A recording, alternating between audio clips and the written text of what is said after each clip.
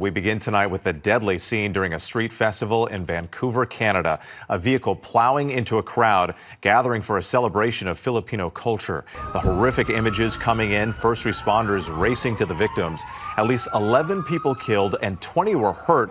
Many can be seen lying on the ground. Other people in the crowd offering aid. Officials say a man who is known to authorities is solely responsible and is under arrest. They do not believe this was an act of terrorism. And a warning tonight, some of these images are disturbing.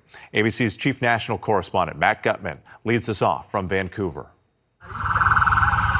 Tonight, Canada reeling after a vehicle plowed through a Vancouver festival, leaving at least 11 dead and 20 others injured. I and all Canadians were shocked, devastated, and heartbroken. Authorities say shortly after 8 p.m., a man drove into a crowd of people attending the Lapu-Lapu Day festival, which honors Filipino heritage. There's a car that went just through the whole street and just hitting everyone. And everyone is panicking. Everyone is screaming. Disturbing video showing victims strewn on the ground, dozens of injured lining the block. So it was really sad. They were all twisted bodies, some with head injuries, two kids that I saw, a baby, and then also probably an 11-year-old child. Some of the victims carried away for treatment by first responders. We saw people crawling out, crying, and like holding each other. People were unconscious on the floor, and the police officers were trying their hardest to revive them. It was really hard to see. The suspect reportedly fleeing this badly damaged black SUV, but was wrangled by the crowd at the scene. Police say he is a 30-year-old man they say was known to them. The crowd immediately called police.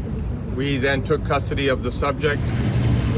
Authorities say they do not believe this was an act of terrorism. The person we have in custody does have a significant history of interactions with police and healthcare professionals related to mental health.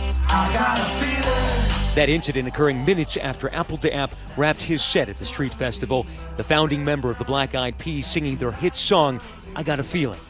Vancouver City Councillor Pete Fry sharing this photo earlier in the day, shaken by the incident. I'm pretty choked up. I don't even know what to say. This was a great day. Wonderful event, huge community event. The festival taking place just days before Canada's federal election.